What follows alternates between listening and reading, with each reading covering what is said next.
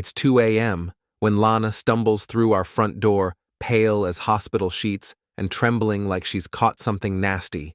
She claims she's sick. I suppress the sarcasm bubbling up in my throat and simply grab the car keys, wordlessly driving her through the rain-slicked streets to General Hospital's emergency room. Lana has no idea I orchestrated everything. The windshield wipers beat a steady rhythm against the November storm as I navigate the empty city streets. The hospital district looks like something out of a Stephen King novel. Faded storefronts with broken neon signs, cracked sidewalks, and that perpetual smell of antiseptic mixed with urban decay that seems to hang over this part of town like a curse. "Dean, I'm scared," Lana whispers from the passenger seat, clutching her stomach.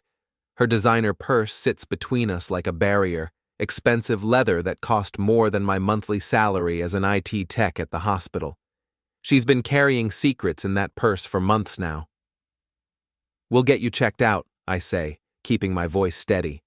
Inside, I'm calculating every move, every possibility. 3 months of planning have led to this moment. 3 months since I discovered the truth about my wife's late-night gym sessions and her sudden interest in pharmaceutical conferences. The emergency room buzzes with typical Friday night chaos: drunk college kids, worried parents with feverish children, and the usual collection of humanity that finds itself needing medical attention at ungodly hours. The fluorescent lights cast everything in harsh relief, making everyone look sickly and desperate. "Name?"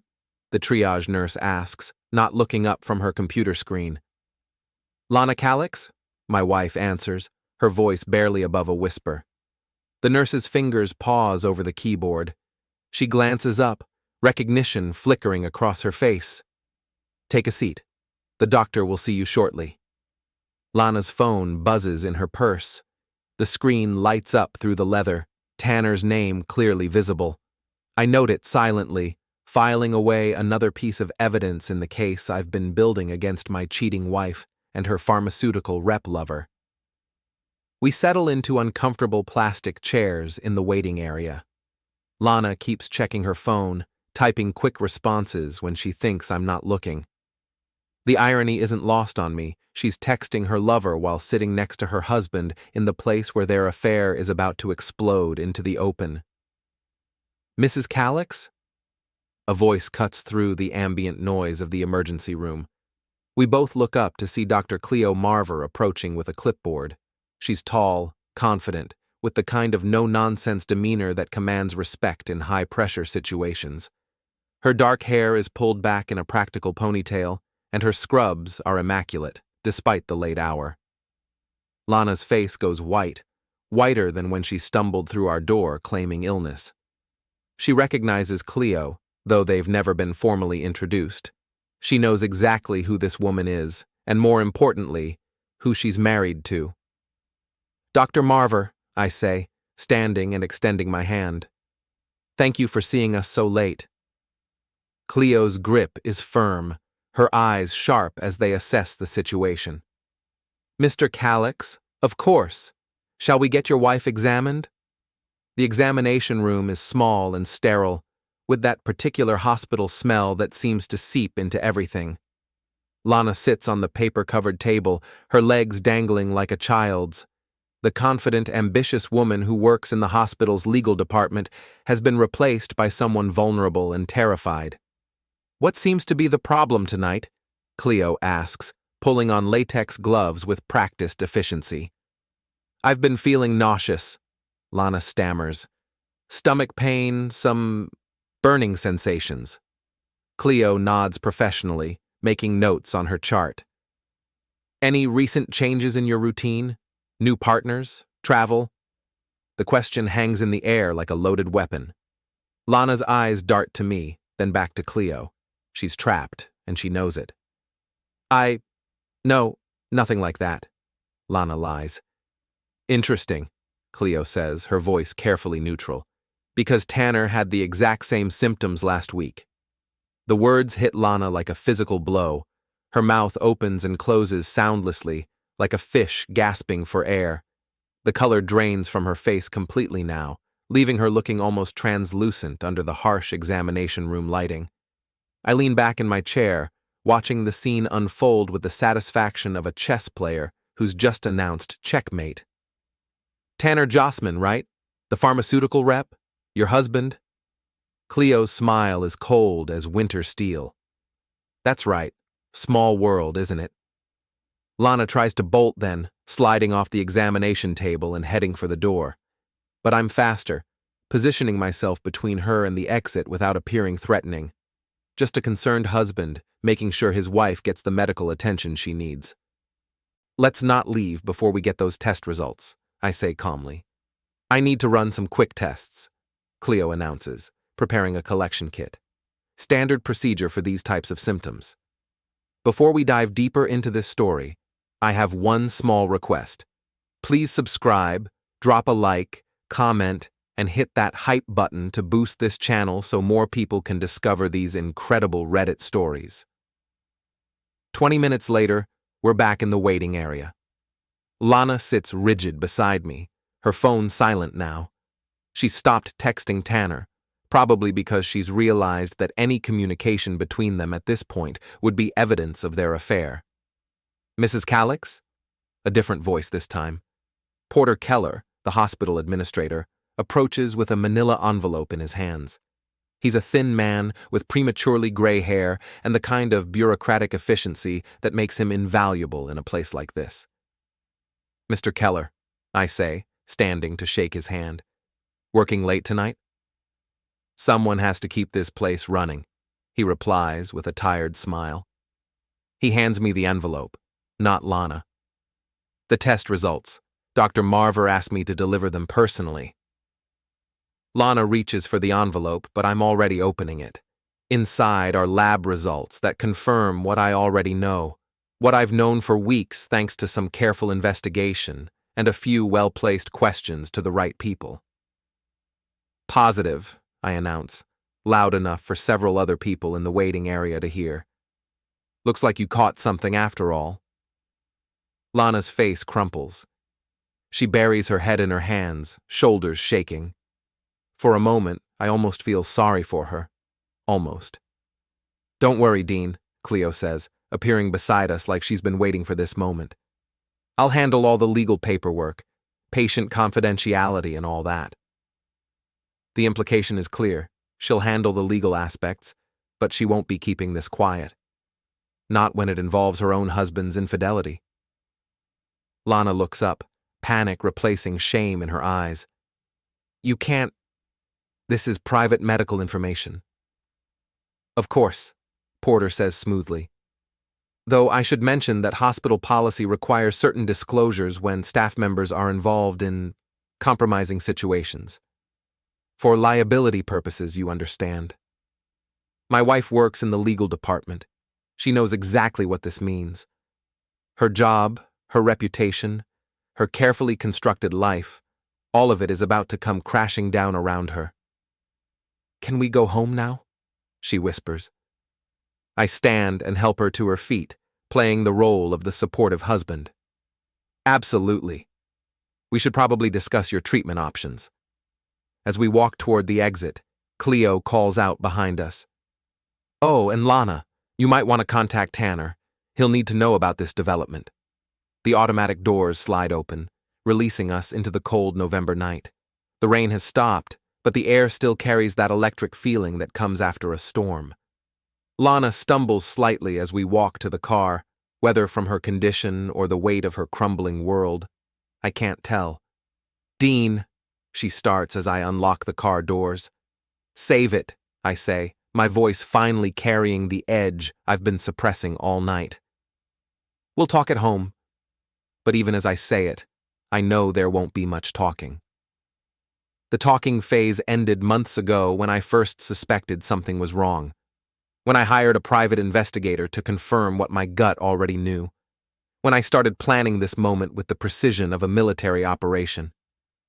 Lana climbs into the passenger seat, her movements mechanical and defeated. She doesn't know it yet, but this is just the beginning. The infection she's caught isn't just physical, it's about to spread through every aspect of her life, destroying everything she's worked to build. As I start the engine and pull out of the hospital parking lot, I catch sight of Cleo standing in the emergency room entrance, her phone pressed to her ear. She's probably calling her husband right now, letting him know that his little secret is out. The drive home is silent, except for the hum of the engine and Lana's occasional sniffles. I navigate the familiar streets of our neighborhood, past the rows of modest houses where people live honest lives with honest relationships.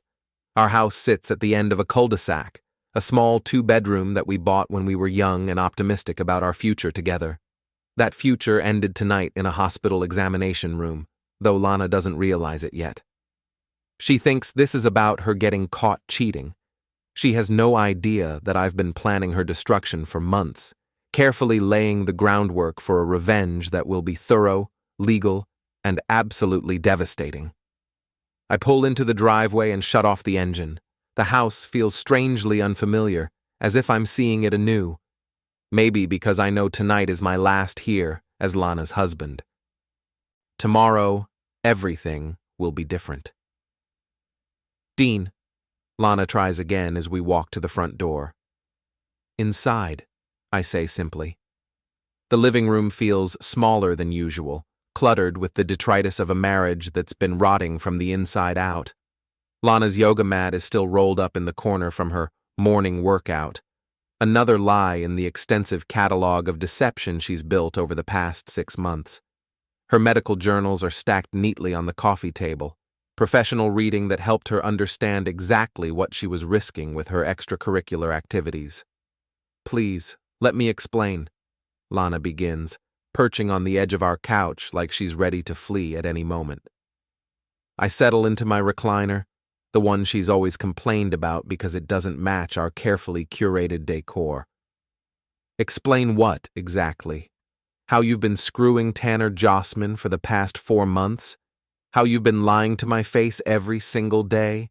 Or maybe you want to explain how you thought you could keep this secret forever?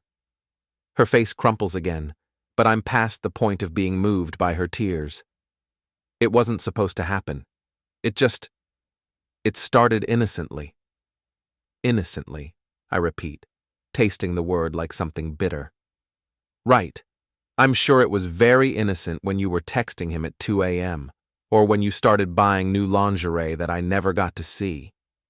Lana's eyes widen. You've been watching me? I've been paying attention, I correct. Something I should have done a long time ago. The truth is, I've been doing much more than paying attention. For the past 3 months, I've been conducting what you might call an investigation. It started small, noticing the way she guarded her phone, the sudden interest in working late, the new perfume that appeared in our bathroom, but it escalated quickly once I confirmed my suspicions. Private investigator fees aren't cheap on an IT salary, but Mike Rodriguez was worth every penny. The photos he provided were thorough and damning. Lana and Tanner at restaurants across town, checking into hotels during lunch breaks, embracing in hospital parking structures. But more importantly, Mike helped me understand the scope of their relationship and identify the best pressure points for maximum damage. How long have you known? Lana asks quietly. Long enough to plan accordingly. My phone buzzes with a text message. I glance at it and smile, the first genuine smile I've felt in months. It's from Cleo. Tanner's on his way home. Should be an interesting conversation. Who's texting you?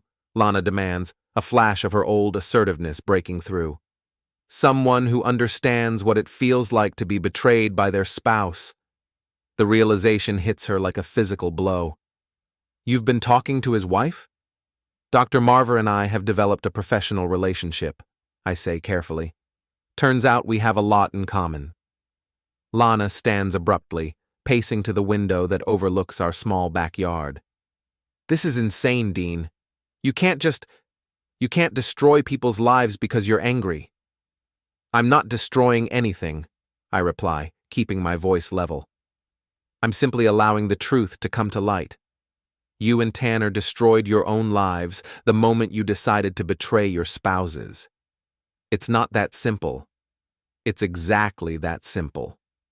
I lean forward in my chair, studying my wife's profile as she stares out into the darkness. You made choices, Lana.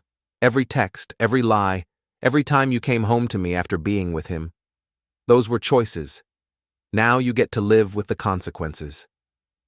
She turns back to face me, and I see something new in her expression.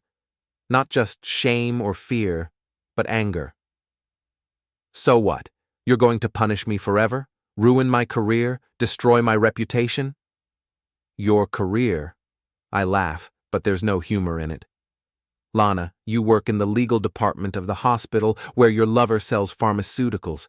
You've been having an affair with a vendor, which violates about 12 different ethical guidelines. I didn't ruin your career. You did. The color drains from her face as the full implications sink in. Hospital ethics boards don't take kindly to relationships that could compromise procurement decisions or create conflicts of interest. Even if she could prove the affair didn't influence any business dealings, the appearance of impropriety would be enough to end her career in healthcare administration. You planned this, she whispers. You planned all of this. I planned to protect myself, I correct. Everything else is just natural consequences. My phone rings, and I recognize the number immediately. Excuse me, I tell Lana, answering the call. Porter, what's the situation? Porter Keller's voice is calm and professional, but I can hear the satisfaction underneath. HR received an anonymous tip about an hour ago. Detailed documentation of the relationship between Mrs. Calix and Mr. Jossman, including dates, times, and locations. They'll be conducting a full investigation starting Monday morning. Anonymous tip? I ask, though I already know the answer. Completely anonymous, though whoever sent it was very thorough. Photos, text message screenshots, hotel receipts, quite comprehensive. Lana is watching me with growing horror, understanding enough of the conversation to realize her professional life is about to implode. Thank you for the update, I tell Porter before hanging up. What did you do? She demands. I documented your affair and reported it to the appropriate authorities. It's called accountability, Lana. You might want to look it up. She sinks back onto the couch, her head in her hands. My job, Dean, my job is everything to me. It should have been more important to you when you were risking it for afternoon hookups with a married pharmaceutical rep. The house falls silent, except for the ticking of the grandfather clock in the hallway, a wedding gift from Lana's parents that now seems to be counting down the final moments of our marriage. I study my wife's defeated posture and feel nothing. No satisfaction, no regret, just a cold emptiness where my love for her used to be. What happens now? She asks without looking up. Now you face the consequences of your choices. HR will conduct their investigation. Dr. Marver will file for divorce from Tanner. You'll probably lose your job. And I'll file for divorce from you. Just like that. Just like that. She looks up at me then, and I see the woman I married buried somewhere beneath the layers of deception and betrayal. For a moment, I remember why I fell in love with her. The ambition, the intelligence, the way she could make me laugh after a terrible day at work. But that woman is gone, replaced by someone who could look me in the eye every morning while carrying on an affair behind my back. I never meant for this to happen, she says quietly, but it did happen, and now we all have to live with it. My phone buzzes again, another text from Cleo. This one makes me smile. Package delivered. Tanner's moving out tonight. What's so funny? Lana asks bitterly. Your boyfriend is having an even worse night than you are. She stares at me like she's seeing a stranger, and maybe she is. The Dean Calix she married was trusting, forgiving, willing to overlook small betrayals for the sake of peace. That man died the day I saw the first photo of her with Tanner, replaced by someone harder and infinitely more calculating. I don't recognize you, she whispers. Good, I reply. The man you knew was weak enough to be betrayed. This version won't make that mistake again. I stand and walk toward the hallway, pausing at the bottom of the stairs. I'll be sleeping in the guest room from now on. I suggest you use the weekend to find somewhere else to stay. Come Monday, this is going to get very unpleasant for you. Dean, wait. She stands too, reaching toward me like she wants to bridge the distance between us. Can't we try to work this out? Go to counseling or something? I turn back to face her one last time. Counseling is for marriages that can be saved. This one died months ago. I'm just making it official. As I climb the stairs to the guest room, I can hear her crying behind me. The sound should move me, should trigger some instinct to comfort the woman I've shared a bed with for 5 years. Instead, I feel nothing but a cold satisfaction that justice is finally being served. The guest room is small but clean, with a single bed and a dresser that holds my emergency clothes, items I moved here weeks ago in preparation for this moment. I sit on the edge of the bed and pull out my phone, scrolling through the messages that have been accumulating all evening. Cleo. Tanner's gone, took a suitcase and his golf clubs, left his wedding ring on the kitchen counter. Porter. Board meeting scheduled for Monday 9 a.m. Both employees will be suspended pending investigation. Mike. Final payment received. Case closed. Good luck. I set the phone aside and lie back on the unfamiliar mattress, staring at the ceiling. Tomorrow, the real work begins. Tonight was just the opening move in a game I've been planning for months. Lana and Tanner think their biggest problem is getting caught cheating. They have no idea how thoroughly I've documented their affair, how many people I've quietly informed, how completely I've prepared to dismantle the life they tried to build on lies. From downstairs, I can hear Lana moving around, probably packing or calling friends for support. Let her. By Monday morning, she'll discover that her support network isn't as solid as she thought. Funny how quickly people distance themselves from scandal when their own reputations might be at risk. I close my eyes and listen to the sounds of my marriage finally ending. It's been a long time coming, but the wait was worth it. Justice delayed isn't justice denied. Sometimes it's just justice perfected. Monday morning arrives gray and cold, with the kind of November weather that makes everyone look miserable. I'm sitting in my office in the hospital's IT department, ostensibly working on network maintenance, but actually monitoring the electronic communications that flow through our servers. It's amazing what you can learn when you understand how information moves through an organization. Dean? My supervisor, Janet Walsh, pokes her head into my cubicle. HR wants to see you in conference room B. Something about a personnel matter. I save my work and lock my computer, taking my time. I've been expecting this meeting since Friday night. Any idea what it's about? Probably just routine, Janet says, but her expression suggests otherwise. Hospital gossip travels faster than most viruses, and by now everyone knows something significant happened over the weekend.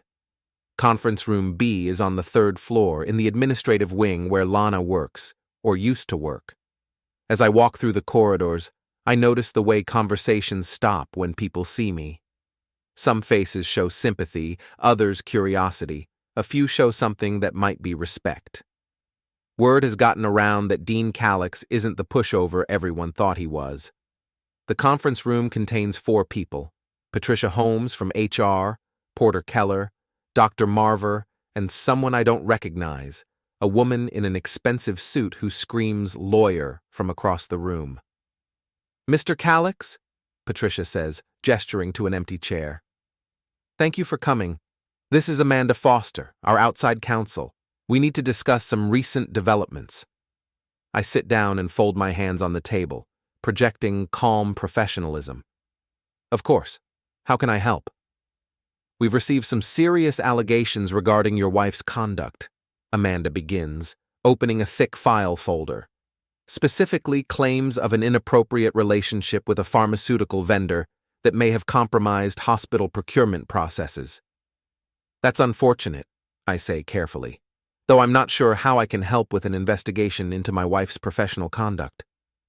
Patricia leans forward.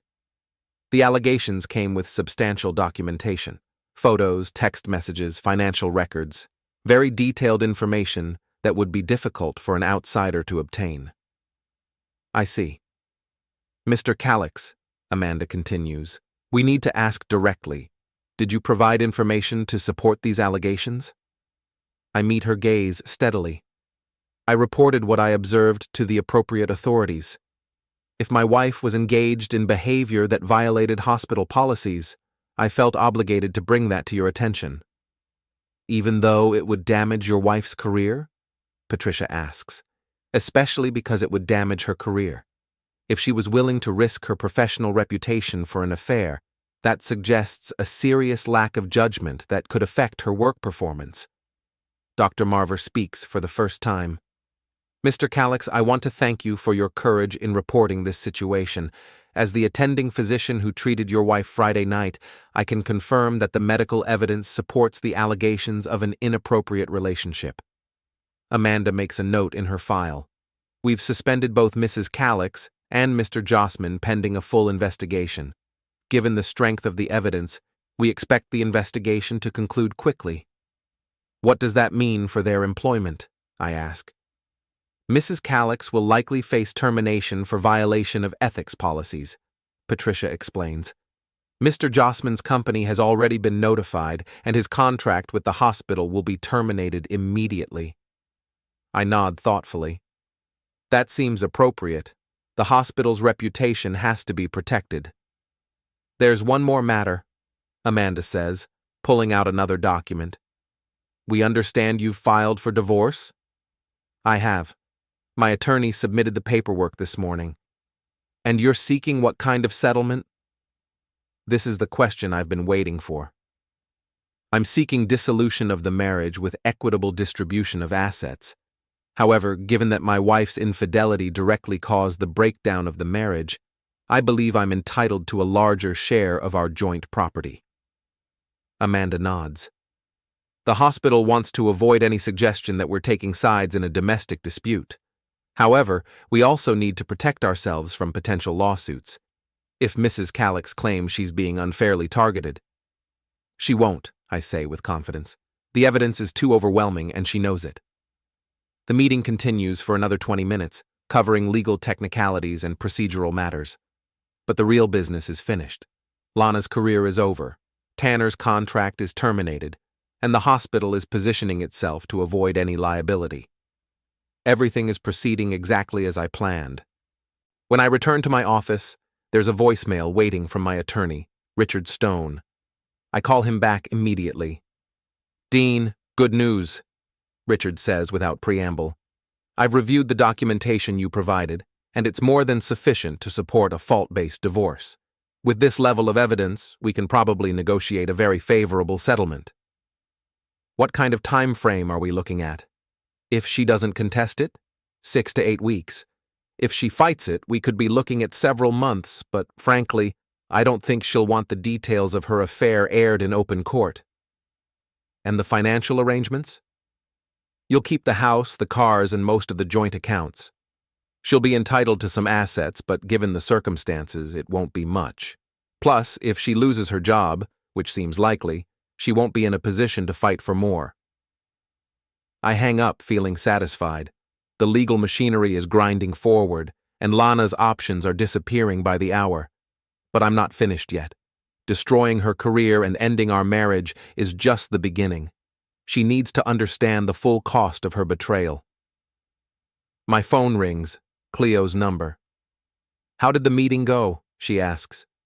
As expected, your husband's contract is terminated and Lana will be fired by the end of the week.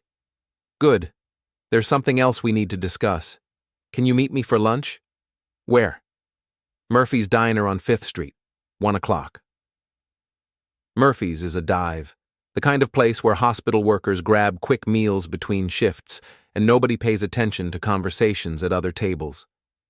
Cleo is already there when I arrive, sitting in a corner booth with 2 cups of coffee. You look better than I expected, she says as I slide into the opposite seat. I feel better than I have in months. Amazing what honesty can do for your peace of mind. She smiles grimly. I know the feeling. Tanner moved in with his brother over the weekend. Filed for divorce this morning. Fast work. I don't believe in prolonging misery. She leans forward, lowering her voice. But I think we have a problem. Lana's been calling around, trying to find out who reported her to HR. She's also been talking to friends, claiming she's the victim of a vindictive husband. Let her talk. The evidence speaks for itself. Maybe. But she's also been in contact with Jennifer Walsh. The name hits me like a punch to the gut. Jennifer Walsh, Lana's best friend since college, a woman who's been in our house dozens of times, who I've treated like family for years. If Lana is talking to Jennifer, she's probably getting more than just emotional support. What kind of contact? Jennifer's been asking questions around the hospital, trying to find out who has access to the kind of information that was included in the HR complaint. She's also been making some interesting phone calls. Cleo slides a piece of paper across the table. It's a phone log showing calls between Jennifer's number and several others I don't recognize. How did you get this? I have friends in telecommunications. The point is, Jennifer isn't just providing a shoulder to cry on. She's actively helping Lana investigate how her affair was exposed. I studied the phone log, noting the frequency and timing of the calls. Jennifer made a dozen calls on Sunday alone, all to numbers outside our immediate area. She's looking for allies. Or ammunition. Dean, there's something else you need to know about Jennifer Walsh. The way Cleo says it makes my stomach tighten. What? She was the one who introduced Lana to Tanner. The diner suddenly feels too small, too warm. I set down my coffee cup carefully, trying to process this information. What do you mean, introduced them? 6 months ago, there was a pharmaceutical conference at the Marriott downtown. Jennifer was there representing her company. She works for a medical device manufacturer. Tanner was there for his company. Jennifer made sure they met. You're saying she set up the affair? I'm saying she facilitated it. Whether she intended for it to become an affair or just wanted to introduce two people in related fields, I can't say. But she definitely brought them together. I lean back in the booth, feeling pieces of a larger puzzle clicking into place. Jennifer's sudden interest in Lana's marriage problems over the past few months. Her suggestions that Lana needed to find herself and explore her options. Her encouragement for Lana to be more independent, to stop settling for a modest life with an IT technician. She's been playing a longer game, I realize. That's what I think. And now that her plan has backfired, she's trying to help Lana salvage something from the wreckage. What do you recommend? Cleo's smile is sharp as a scalpel. I recommend we give Jennifer Walsh something to really worry about. The parking garage beneath the hospital is dimly lit and mostly empty at 6 a.m., perfect for the kind of conversation that requires privacy. I'm leaning against my car when Tanner Jossman's BMW pulls into a space 3 rows away. He doesn't see me at first. He's too busy talking on his phone, probably trying to salvage what's left of his pharmaceutical sales career. I wait until he hangs up and steps out of his car before making my presence known. Morning, Tanner. He spins around, nearly dropping his briefcase. Up close, he looks like he hasn't slept in days. His usually perfect hair is disheveled, his expensive suit wrinkled, and there are dark circles under his eyes that no amount of concealer can hide. Dean. His voice is carefully neutral, but I can see the tension in his shoulders. I didn't expect to see you here. Really? I work here. You, on the other hand... I let the sentence hang in the air between us. Look, I know you're angry, and you have every right to be. But this doesn't have to get ugly. I laugh, but there's no humor in it. Ugly? Tanner, you've been screwing my wife for 4 months. You gave her a transmitted infection that required emergency room treatment. Your own wife had to examine her. How much uglier could this possibly get? He takes a step back, bumping into his car. It wasn't supposed to happen like this. How was it supposed to happen?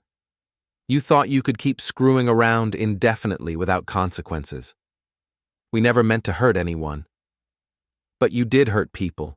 You hurt your wife, who's been working 60-hour weeks in the ER while you were playing around.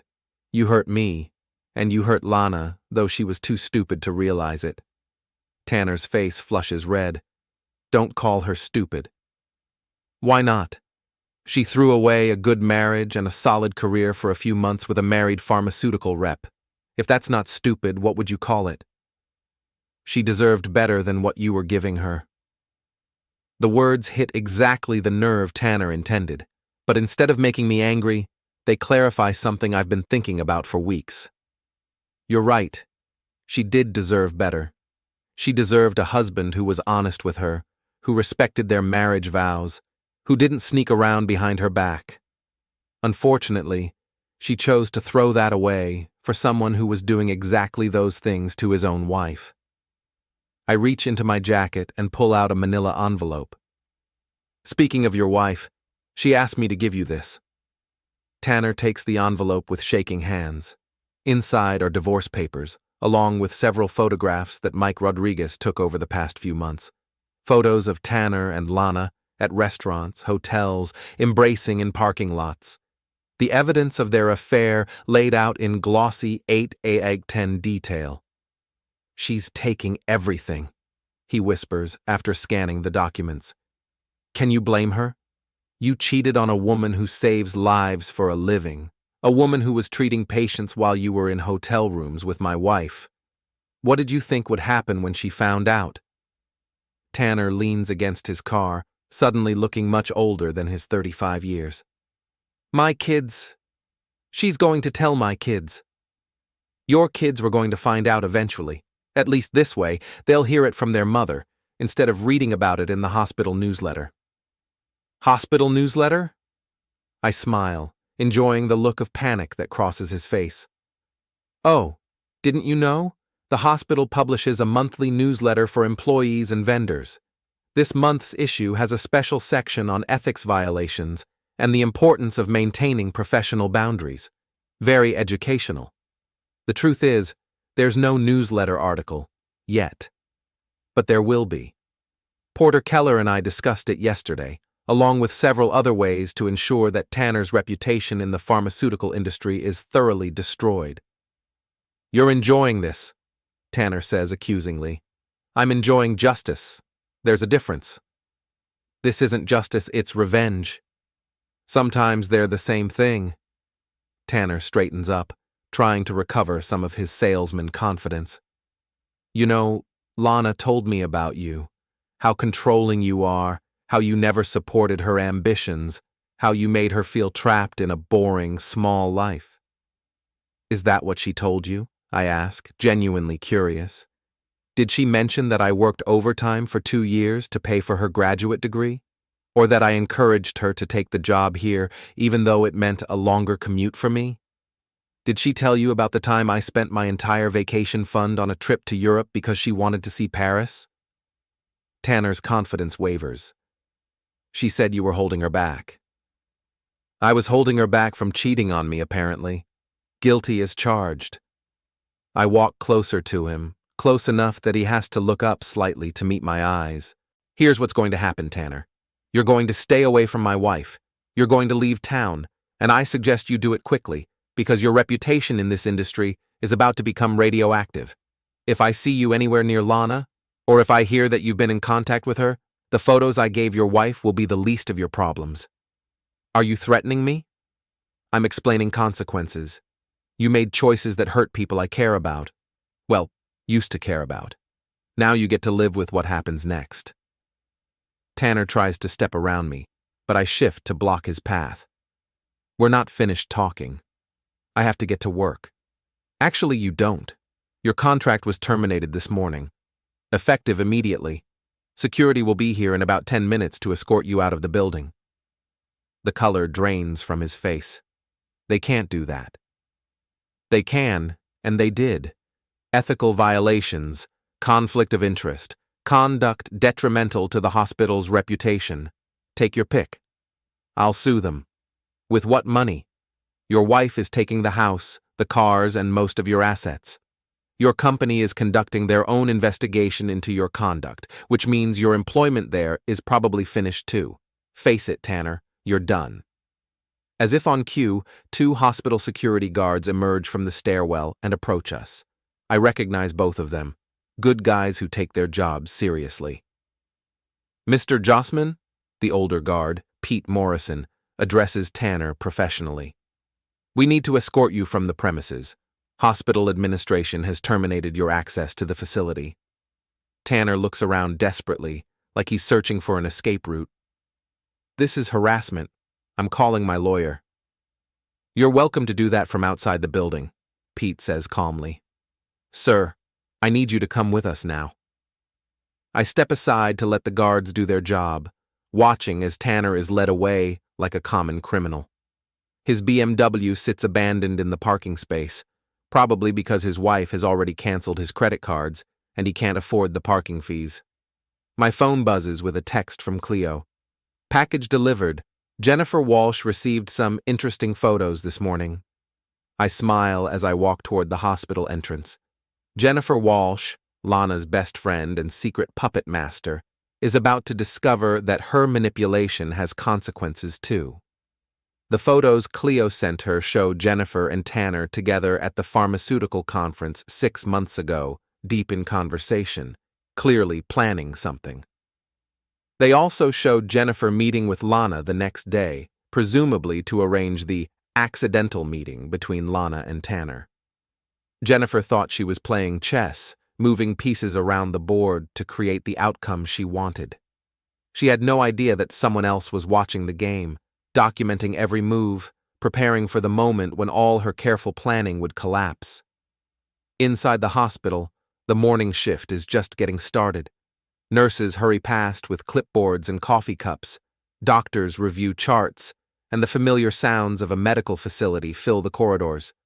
But there's an undercurrent of excitement, the kind of energy that comes when everyone knows something dramatic has happened, but the details are still being whispered from person to person. Dean?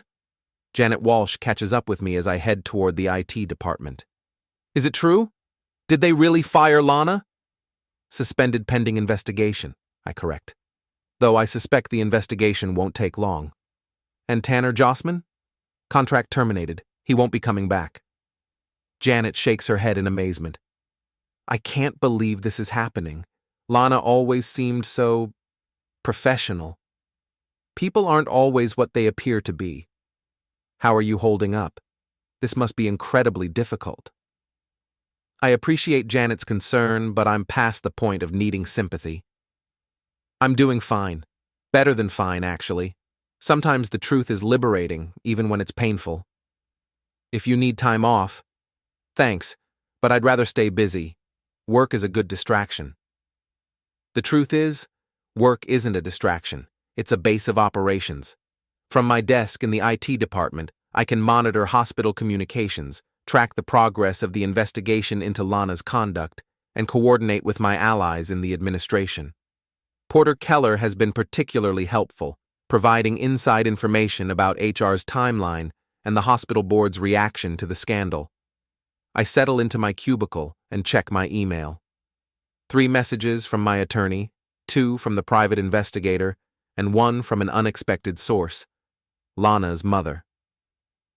Dean, the email begins, I hope you'll reconsider this divorce. Lana made a mistake, but destroying her life won't bring back your marriage. Please call me. We need to talk. Love, Margaret. I delete the message without responding.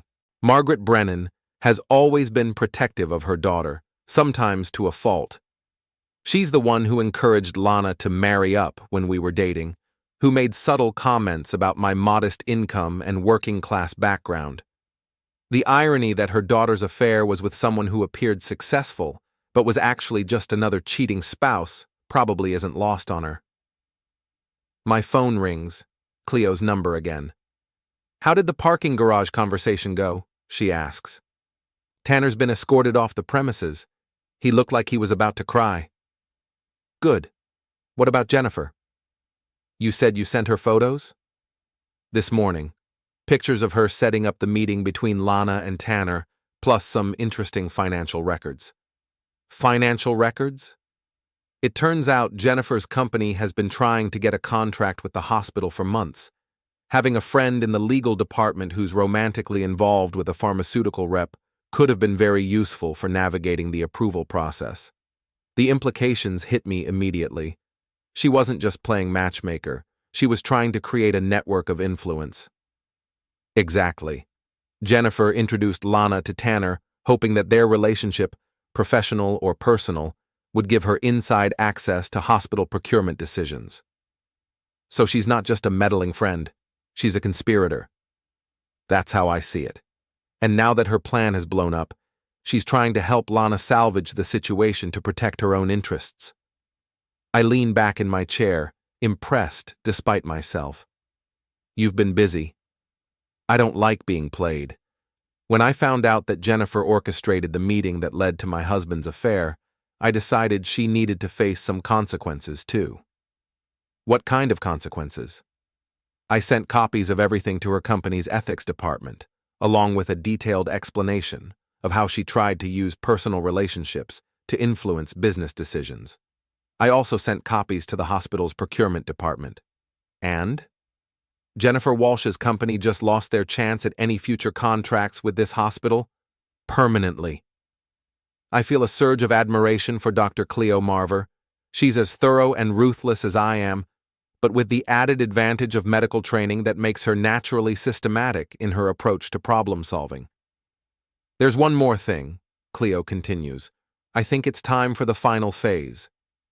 What did you have in mind? A public confrontation. Somewhere all the interested parties can see exactly what kind of people they've been dealing with. Where? The hospital's annual charity gala is this Friday night. 500 people, including most of the medical staff, hospital administration, and major vendors. Very public, very visible. Lana and Tanner won't be there. They've both been suspended. But Jennifer will be. Her company bought a table months ago before their ethics problems came to light, and I guarantee you that Lana will try to attend as Jennifer's guest, hoping to do some damage control with the hospital board. I consider the possibilities. A public confrontation at a charity gala could be exactly what I need to finish destroying Lana's reputation and ensure that she never recovers from her mistakes. But it's also risky. Too public, too many witnesses, too many ways for things to go wrong. What exactly are you proposing? I'm proposing we give everyone a chance to see exactly who they've been dealing with. No more whispered rumors or anonymous allegations. Just the truth, presented clearly and undeniably. That sounds like a recipe for disaster. Or for justice. Sometimes they're the same thing. I hang up the phone and stare at my computer screen, thinking about Cleo's proposal. A public confrontation would certainly be dramatic, and it would ensure that everyone in the hospital's social and professional circles knows exactly what happened. But it would also be the point of no return. After something like that, there would be no possibility of reconciliation, no chance for Lana to rebuild her life quietly somewhere else. Then again, maybe that's exactly what she deserves.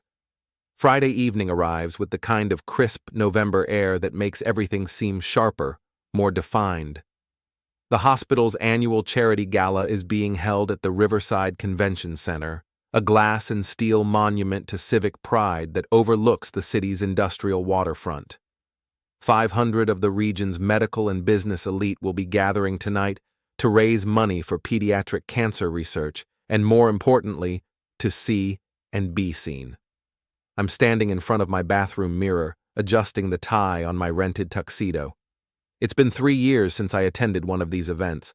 Lana usually went alone, claiming I'd be bored by the medical politics and fundraising speeches. Now I understand she was protecting her professional image, making sure her colleagues didn't spend too much time around her blue-collar husband. Tonight that's going to work in my favor. My phone buzzes with a text from Cleo. Jennifer's table is near the back, left side. Lana arrived 20 minutes ago as her guest. Both look nervous. I smile at my reflection. They should be nervous. Tonight is the culmination of weeks of careful planning, the moment when all the pieces I've been moving around the board finally come together in checkmate. The convention center's main ballroom is decorated in silver and blue with round tables arranged around a small stage where the evening's speakers will present their appeals for donations. The lighting is soft and flattering, designed to make everyone look their best while opening their wallets for charity. Conversations buzz with the particular energy of people who know they're part of something important. I spot Lana immediately. She's sitting at a table in the back corner, wearing a black dress I've never seen before, probably borrowed from Jennifer, since her credit cards have been frozen pending the divorce proceedings. She looks smaller somehow, diminished, like someone who's been carrying a heavy weight for too long. Jennifer Walsh sits beside her, scanning the room with the alertness of someone expecting trouble. She's a thin woman with sharp features and prematurely gray hair that she wears in an expensive cut designed to project authority. I've never liked her, even before I discovered her role in orchestrating Lana's affair. There's something calculating about Jennifer, a quality that makes every conversation feel like a negotiation. "Dean Calix?" A voice behind me interrupts my surveillance. I turn to see Dr. Patricia Holmes, the hospital's chief of staff, approaching with a champagne flute in her hand. "I'm surprised to see you here tonight." "Dr. Holmes, I thought it was important to show support for the hospital, especially during difficult times." Her expression suggests she knows exactly what difficult times I'm referring to. "Yes, the recent personnel issues have been challenging for everyone involved." "I'm sure they have, though I suppose these things happen when people lose sight of their professional obligations." "Indeed." She pauses, studying my face. "I hope you know that the hospital doesn't take sides in personal matters. Our investigation into your wife's conduct is strictly professional." "Of course, though I appreciate the thoroughness of the investigation. It's important that all the facts come to light." Dr. Holmes nods and moves on, but I can see her processing our conversation, filing away my calm demeanor and professional attitude for future reference. By the end of the evening, she'll have a very clear picture of who the real victim is in this situation. I make my way through the crowd, stopping to chat with colleagues from the IT department and other hospital staff I've worked with over the years. The conversations are polite, but charged with curiosity. Everyone wants to know how I'm handling my wife's very public disgrace, but no one wants to ask directly. "Dean!" Porter Keller appears at my elbow, looking distinguished in his formal wear. "Good to see you here. How are you holding up?" "Better than expected, actually. It's amazing how liberating the truth can be." "I can imagine. Have you seen the final report from HR?" "Not yet. When will it be released?" "Monday morning, though I can tell you unofficially that the findings are comprehensive." I nod, filing away this information. By Monday, Lana's termination will be official and permanent. Her career in healthcare administration will be effectively over, at least in this region. "There's something else you should know," Porter continues, lowering his voice. "Jennifer Walsh's company has withdrawn their bid for the medical device contract. Apparently, they've decided to focus on other markets." "Really? That's unfortunate." "Yes, well, sometimes business relationships become complicated." I spot Cleo across the room, elegant in a navy blue gown that complements her dark hair. She's talking to a group of other physicians, but her eyes find mine across the crowded ballroom. She gives an almost imperceptible nod, the signal that everything is in place for the evening's main event. The dinner portion of the evening passes slowly, with speeches about the importance of pediatric cancer research and testimonials from families whose children have been helped by the hospital's programs. I find myself genuinely moved by some of the stories, reminded that there are real people doing important work here, people whose dedication makes the corruption of individuals like Lana and Tanner even more offensive. During the dessert course, I excuse myself and walk toward the back of the ballroom. It's time to visit Lana's table. Jennifer sees me coming first. Her face goes pale, and she whispers something urgent to Lana, who turns in her chair to watch my approach. Up close, I can see the strain of the past week etched in my wife's features. She's lost weight, and there are dark circles under her eyes that makeup can't entirely hide. Ladies, I say pleasantly, stopping beside their table. Enjoying the evening? Dean. Lana's voice is barely above a whisper. I didn't expect to see you here. I thought it was important to support the hospital's charitable work, especially now that I'm going to be a single man with more disposable income. Jennifer bristles. That's unnecessarily cruel, Dean.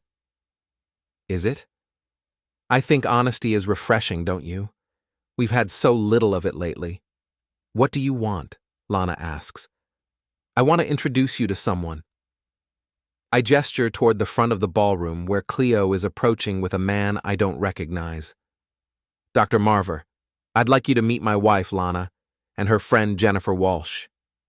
Cleo's smile is polite but cold. Mrs. Calix, Ms. Walsh, I don't believe we've been formally introduced, though I feel like I know you both quite well. The man beside Cleo extends his hand to Jennifer. Ms. Walsh, I'm David Chen, Director of Ethics for Morrison Medical Devices. I believe you know why I'm here. Jennifer's face goes white. This isn't the appropriate venue for business discussions. I disagree, David replies calmly. Your company's attempt to use personal relationships to influence procurement decisions is exactly the kind of unethical behavior that needs to be addressed publicly. I don't know what you're talking about. Cleo opens her small evening purse and removes several photographs. These were taken at the pharmaceutical conference 6 months ago. They show you introducing your friend Lana to my husband, Tanner Jossman. The timestamps indicate this was a planned meeting, not a chance encounter. She places the photos on the table where everyone can see them. The images are clear and damning. Jennifer and Tanner in deep conversation, Jennifer pointing toward Lana across the room, the three of them meeting and shaking hands. So what? Jennifer says defensively. I introduced two people in related fields. That's called networking. Networking becomes conspiracy when the goal is to create romantic relationships that can be exploited for business advantage, David explains. Our investigation shows that you encouraged Mrs. Calix's relationship with Mr. Jossman specifically to gain inside information about hospital procurement processes. Lana stares at the photographs in shock. Jennifer, what is he talking about? It's not what it looks like, Jennifer says quickly. It's exactly what it looks like, Cleo interrupts. She places another document on the table. This is a copy of an email you sent to your sales team 3 weeks after the conference. You specifically mention having developed a new channel of influence within the hospital administration and predict that your company will have significant advantages in upcoming contract negotiations. Jennifer's face turns pale as she realizes the scope of the evidence against her. You accessed my email? We didn't have to. Your own company provided the emails as part of their internal investigation into your conduct. I watch Lana's face as the full implications sink in. Her best friend didn't just introduce her to Tanner. She orchestrated their entire relationship as part of a business strategy. The affair that destroyed Lana's marriage and career wasn't even about love or attraction. It was about Jennifer's ambition and her willingness to use her friend as a pawn in a corporate game. You used me, Lana whispers, staring at Jennifer in horror. It wasn't like that, Jennifer protests. I thought you and Tanner would be good together. I thought you deserved better than… She glances at me and stops herself. Better than what? I ask quietly. Better than a husband who was faithful to you? Better than a marriage based on honesty and respect? You were holding her back, Jennifer snaps, her composure finally cracking. She was brilliant, ambitious, capable of so much more than being married to an IT technician in a small city. She deserved a chance at a bigger life. A bigger life built on lies and adultery? A bigger life built on opportunity. Tanner could have opened doors for her, introduced her to people who mattered, helped her build a real career instead of being stuck in an end administrative job. Lana stands abruptly, her chair scraping against the floor. Stop. Just stop talking. The conversation has attracted attention from nearby tables. People are turning to stare, drawn by the rising voices and obvious tension. I can see Dr. Holmes and Porter Keller moving in our direction, along with several other hospital administrators. Lana, I say gently, I think it's time you understood exactly what kind of friend you've been trusting. Cleo places one final document on the table. This is a financial analysis of Ms. Walsh's company. They've been struggling for the past 2 years, losing contracts to larger competitors. The hospital contract would have represented nearly 30% of their annual revenue. You were desperate, I continue, looking directly at Jennifer. Your company was failing, and you needed a way to get inside information about the bidding process, so you decided to use your college roommate as an unwitting agent. That's not true, Jennifer says weakly. It's completely true. You introduced Lana to Tanner hoping they'd develop a relationship. Professional or personal, you didn't care which. When it became personal, that was even better, because it gave you access to inside information from both the hospital's legal department and the pharmaceutical side of the business. By now, we have an audience. Dr. Holmes and Porter have arrived, along with several board members and other hospital staff. The conversations at nearby tables have stopped as people strain to hear what's happening. Ladies and gentlemen, I say, raising my voice slightly so everyone can hear, I'd like to share a story about friendship, betrayal, and the price of ambition. Dean, don't, Lana pleads. But I'm past the point of being swayed by her tears or her embarrassment. 6 months ago, my wife was introduced to a pharmaceutical representative by her best friend. What seemed like an innocent professional meeting was actually a carefully orchestrated attempt to create a channel of influence within the hospital administration. I pick up the photographs and hold them up for everyone to see. The introduction led to an affair that lasted 4 months, during which time my wife provided inside information about hospital procurement processes to her lover, who shared it with his business associates, including Ms. Walsh's company. Gasps and murmurs ripple through the crowd. Dr. Holmes steps forward, her face grave. Mr. Calix, perhaps this would be better discussed in private. I think transparency is important, don't you, Dr. Holmes, especially when it comes to protecting the hospital's integrity. Jennifer stands suddenly, knocking over her water glass. You can't prove any of this. Actually, we can. Cleo speaks calmly, but her voice carries clearly through the ballroom. We have emails, phone records, financial documents, and witness testimony. The evidence is overwhelming. Moreover, David Chen adds, both the hospital and my company will be filing complaints with the appropriate regulatory agencies. This kind of corruption can't be tolerated in the healthcare industry. Lana sinks back into her chair, her face buried in her hands. The woman who walked into this ballroom tonight hoping to salvage something from her ruined career now understands that her situation is even worse than she imagined. She wasn't just an unfaithful wife. She was an unwitting accomplice in a conspiracy to defraud the hospital. I didn't know, she whispers. I swear I didn't know what Jennifer was planning. But you did provide information to Tanner, I say. Information about contract negotiations, personnel decisions, legal strategies. You pillow-talked your way into becoming an accessory to fraud. The silence in the ballroom is deafening. 500 of the region's most prominent citizens are watching the complete destruction of 2 women's reputations and the methodical revenge of a man they'd all underestimated. Porter Keller steps forward, his voice carrying the authority of hospital administration. Ms. Walsh, I'm going to have to ask you to leave the premises immediately. Your company's relationship with this hospital is terminated, effective immediately. And Mrs. Calix, Dr. Holmes adds, your suspension is now permanent. Security will escort you out. As if summoned by her words, 2 security guards appear at the edge of the crowd. The same guards who escorted Tanner from the parking garage earlier this week, now here to complete the circle of justice. Jennifer grabs her purse and pushes through the crowd, her face flushed with humiliation and rage. She doesn't look back at Lana, doesn't offer any words of support or apology. The friendship that supposedly justified all of this manipulation evaporates the moment it becomes inconvenient. Lana stands slowly, moving like someone much older than her 32 years. She looks at me one last time, and I see something in her expression that might be understanding or might just be defeat. "I'm sorry," she says quietly. "I know," I reply, "but sorry doesn't fix anything." The security guards escort her toward the exit, and the crowd parts to let them through.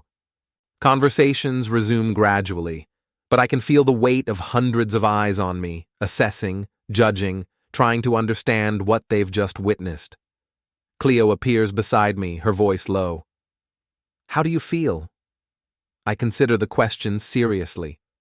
How do I feel watching my wife of 5 years being escorted out of a public event in disgrace?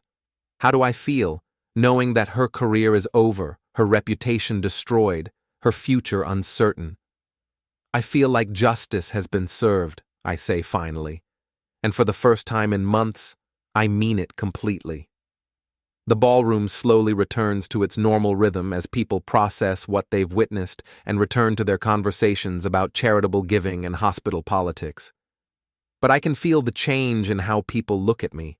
No longer the cuckolded husband deserving of sympathy, but someone who fought back effectively and completely. Dr. Holmes approaches me as the crowd begins to disperse. "Mr. Calix, I want you to know that the hospital appreciates your courage in bringing these matters to our attention. Your actions have helped us avoid what could have been a very serious corruption scandal." "I just wanted the truth to come out," I reply. "Well, it certainly has. I hope you'll consider staying with the hospital. We value employees who demonstrate such integrity." As she walks away, I realize that my own position has been strengthened by tonight's events. I'm no longer just an IT technician whose wife worked in the legal department. I'm the man who exposed a conspiracy and protected the hospital's reputation. My career prospects have probably improved significantly. Cleo joins me as the last of the crowd disperses. "Tanner called me an hour ago. He's leaving town tomorrow, driving to his brother's place in Phoenix. Says he's done with pharmaceutical sales." "And Jennifer?" "Her company will probably fold within 6 months. The ethics violations will make it impossible for them to get contracts with any major healthcare systems." We walk toward the exit together, past the elegant decorations and empty tables. Outside, the November air is crisp and clean, carrying the promise of winter and new beginnings. "Do you think we went too far?" Cleo asks as we reach the parking garage. I consider her question seriously. Did we go too far in our pursuit of justice? Did we destroy lives that could have been salvaged, relationships that could have been repaired? "They made their choices," I say finally. "We just made sure they faced the consequences." "No regrets?" "None." As I drive home through the quiet city streets, I think about the house that's waiting for me. Empty now, but truly mine for the first time in months. Tomorrow I'll start the process of rebuilding my life, figuring out what comes next for a man who's learned that he's capable of things he never imagined. The divorce will be finalized within weeks. Lana will take what little she's entitled to and disappear, probably to another city where her reputation hasn't preceded her. Jennifer will face criminal charges for her role in the conspiracy, and her company will become a cautionary tale about the dangers of mixing personal relationships with business ethics. And I'll remain stronger and wiser, with a clear understanding of what I'm willing to tolerate and what I'll fight to protect. Justice, it turns out, isn't always pretty. But sometimes it's exactly what the situation requires. The infection has been cured, the fever has broken, and the patient, in this case my life, will survive and thrive. Everything else is just cleanup.